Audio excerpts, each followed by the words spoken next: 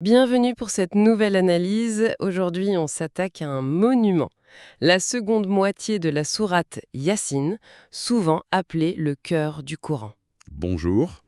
Oui, et c'est une section qui change complètement de registre. Ah oui, Si la première partie posait les bases de la prophétie, ici le texte nous demande vraiment de lever la tête, de regarder le monde qui nous entoure.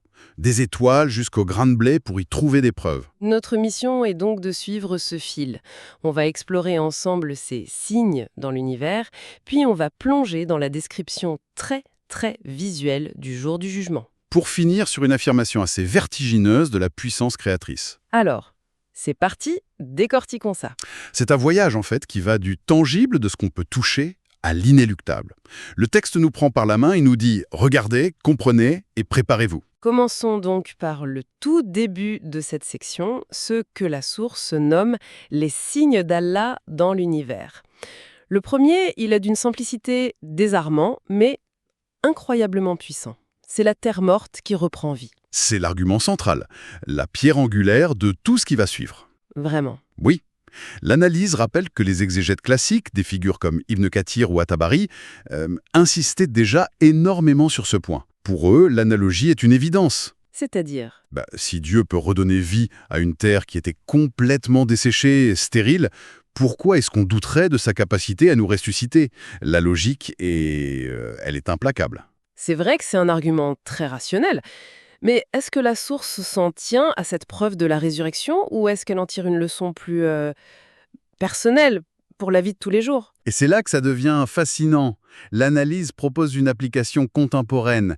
Elle nous dit que cette renaissance n'est pas seulement physique, elle est aussi spirituelle. Un cœur endurci qui peut revivre, c'est ça, hein? Exactement. Un cœur qui était mort, en quelque sorte, peut être ravivé par la foi. Une âme qui se sentait aride peut retrouver de la vitalité. C'est un message d'espoir qui dit que la transformation est toujours possible. Je vois. Le cycle de la nature devient un peu le miroir du cycle de notre propre vie intérieure.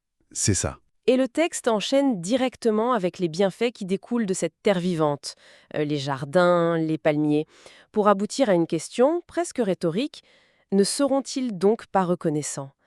La gratitude, ça semble être le fil rouge. C'est le corollaire logique. Si on admet que tout ça est un don et non un dû, alors la gratitude devient la seule réponse saine. Ibn Kathir est cité, il dit simplement « Lutfun mrediu », c'est un cadeau. C'est simple, mais direct. Mais Al-Qurtubi, lui, va encore plus loin, et c'est une phrase qui marque. Il dit « Al-hama wa ghalefu ma khalasa ta'ab lil qalb ». Le manque de gratitude est une forme d'aveuglement du cœur, L'aveuglement du cœur, c'est une image forte. très forte. Et la source en tire une leçon spirituelle. La gratitude est présentée comme un bouclier pour la foi. Un bouclier, contre quoi exactement? Le doute, l'arrogance, Précisément, contre ce sentiment très moderne que tout nous est dû, qu'on est les maîtres de notre destin. En reconnaissant la source des bienfaits, on se protège de l'orgueil. Et l'orgueil, c'est souvent vu comme le premier pas vers cet aveuglement spirituel, justement. D'accord. De la Terre, le texte nous fait ensuite lever les yeux vers le ciel, l'orbite parfaitement réglée du Soleil et de la Lune. Le Soleil court vers son point fixe, et surtout, ni la Lune ne rattrape le Soleil. On sent un ordre, une discipline cosmique, presque, mathématique. Et c'est là que le contraste est saisissant. La source cite As-Saadi qui dit « L'ordre cosmique reflète l'ordre divin. Les astres les plus puissants obéissent à des lois immuables, parfaites, sans jamais dévier. » Et le texte met ça en parallèle avec l'être humain qui, lui, a cette tendance à la rébellion, au chaos. C'est exactement ça. Ce qui suggère que la paix intérieure viendrait d'une forme d'alignement avec cet ordre plus grand, en acceptant son rôle, ses propres limites, un peu comme une planète dans son orbite.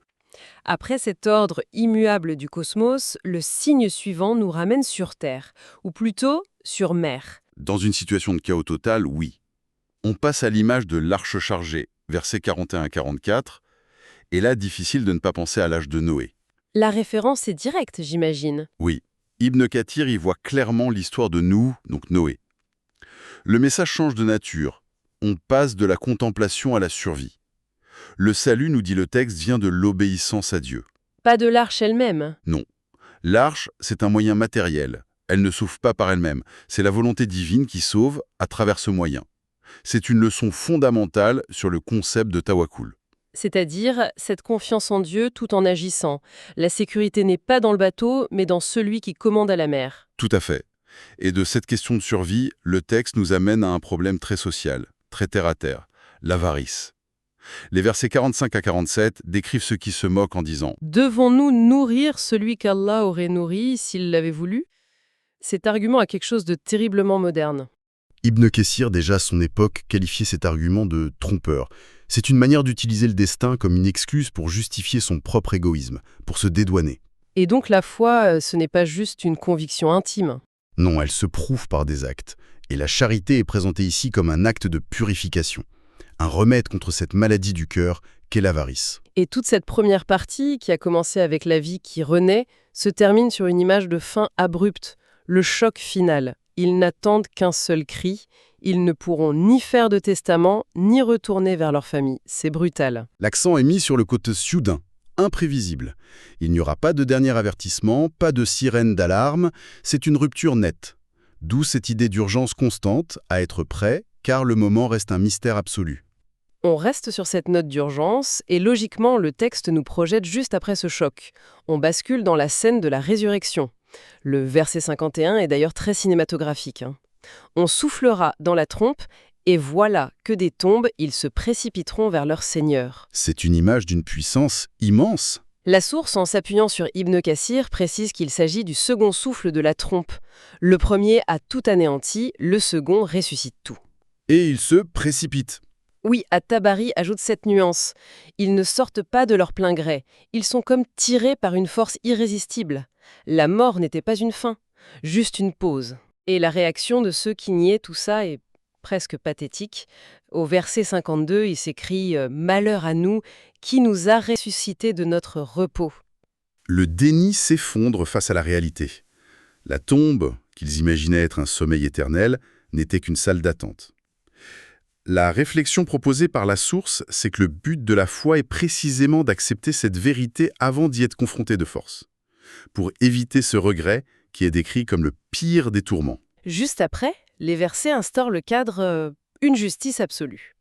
Aujourd'hui, aucune âme ne sera lésée en rien. Oui, et une justice d'un tout autre ordre que la nôtre. Non seulement elle est impartiale, n'oublie rien, mais elle a accès à tout. Al-Qurtubi est cité pour cette précision vertigineuse. Même l'intention cachée sera jugée. L'intention. Oui. La justice divine voit ce que les humains ignorent et les motivations les plus secrètes derrière chaque acte. Et là, alors qu'on est dans cette ambiance de jugement, le texte opère une rupture de ton incroyable. Les versets 55 à 58 nous transportent au paradis. On y voit les élus, dans une joie occupée, et ça culmine avec la récompense suprême. Revaum, une salutation directe. Paix, parole d'un Seigneur très miséricordieux. C'est un point essentiel. Les commentateurs comme Ibn Kathir insistent sur le fait que le plus grand bienfait du paradis n'est pas matériel. Le sommet de la félicité, l'honneur ultime, c'est d'entendre cette parole divine. C'est la promesse d'une sécurité totale, d'une paix du cœur absolue. Une vision incroyablement apaisante, mais qui dure à peine quelques secondes. Le verset suivant, c'est un coup près. Juste après cette paix, on entend « Falyum el-yauma ayyuhal mujrimun » « Séparez-vous aujourd'hui aux criminels ». Le contraste est d'une violence. Inouï. C'est la fin de ce qu'on pourrait appeler l'illusion collective. Sur Terre, les gens s'influencent, se cachent derrière des groupes. Ce jour-là, tout vole en éclats. La séparation est nette et la responsabilité devient radicalement individuelle. Et ce n'est pas juste une métaphore. La source décrit littéralement les bouches qui sont scellées, puis les mains qui se mettent à parler et les pieds qui témoignent. C'est une vision de la justice qui dépasse complètement notre cadre humain. C'est peut-être une des images les plus fortes de toute la sourate. C'est la justice irréfutable. Comment mentir ou nier quand votre propre corps devient le témoin à charge? Chaque membre raconte ce qu'il a fait.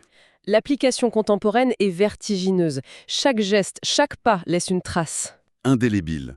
Le corps n'oublie rien. La possibilité même du mensonge est anéantie. Le texte parle de la vieillesse. Oui, le verset 68 est un argument par l'observation directe. Celui à qui nous accordons une longue vie, nous le ramenons à une faiblesse. La source cite Al-Qurtubi, qui appelle ça une preuve vivante. Pas besoin de regarder les étoiles, il suffit de se regarder soi-même. Donc la preuve est dans notre propre cycle de vie. La force qui devient faiblesse, la mémoire qui s'efface. Exactement. L'argument est le suivant. Celui qui a le pouvoir de transformer un être humain aussi radicalement au cours de sa propre vie a tout aussi bien le pouvoir de le recréer après la mort. L'orgueil de la jeunesse est présenté comme une illusion passagère. La sourate prend ensuite le temps de défendre la nature même du Coran, en disant que ce n'est pas de la poésie. Pourquoi cette précision était-elle si importante? C'est une clarification essentielle dans le contexte de l'époque. La poésie, c'est un art, un objet de divertissement. Le Coran, lui, se présente comme une révélation, un guide. Il n'est pas fait pour être simplement apprécié, mais pour être un outil qui interpelle directement les consciences vivantes. Il n'est pas là pour être admiré, mais pour être agi. Voilà. Et après cette clarification, on revient à des bienfaits très concrets. Les bestiaux qui fournissent nourriture, transport, et de nouveau ce refrain lancinant. Ne seront-ils donc pas reconnaissants? C'est un cycle qui se répète. Oui, pour marteler le message. Observez, puis reconnaissez la source. Mais l'analyse fait un parallèle intéressant avec notre époque, en parlant des idoles modernes. C'est-à-dire, C'est-à-dire ces choses qu'on prend pour des sources de sécurité, mais qui sont illusoires. L'argent, le statut, le pouvoir. Le texte met en garde contre le fait de s'appuyer sur de fausses divinités qui, le jour où ça compte vraiment, ne peuvent apporter aucun secours réel. et tout ce raisonnement nous mène à la question finale. Le verset 78 la pose crûment. Un homme arrive avec un os en poussière et demande « Qui redonnera vie aux ossements une fois réduits en poussière ?» C'est la question du sceptique par excellence. Et la réponse divine, selon la source, est d'une logique pure, presque mathématique. Ah oui? D'abord, dit, celui qui les a créés une première fois leur redonnera la vie.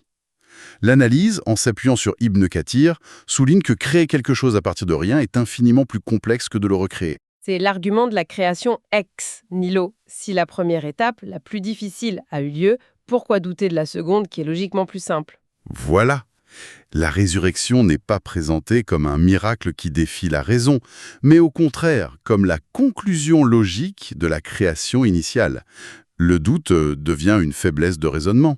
Et la sourate se termine sur une apothéose de puissance créatrice. Oui, celui qui fait jaillir le feu du bois vert et humide, créant les contraires, et dont le commandement se résume à un mot, « soit », et cela est. C'est l'affirmation d'un pouvoir absolu. Et le tout dernier verset conclut en majesté. « Gloire à celui qui détient dans sa main la royauté de toutes choses, et c'est vers lui que vous serez ramenés. » La boucle est bouclée. C'est la clôture parfaite.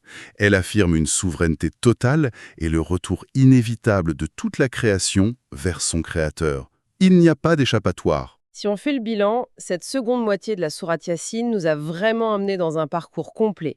On est parti des preuves tangibles dans la nature pour arriver à une description très détaillée du jour dernier.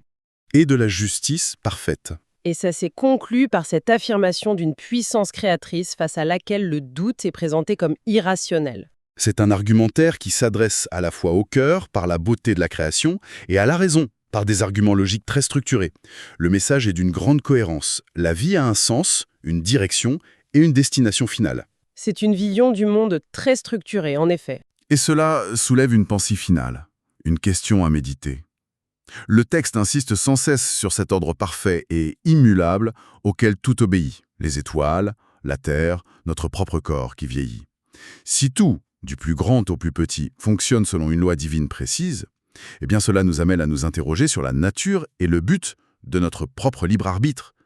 Quelle est la place de cette liberté, de cette capacité que nous avons de choisir, l'harmonie ou au contraire la dissonance, au sein de cette immense symphonie cosmique? Abonne-toi, active la cloche et n'oublie pas de liker, commenter et partager.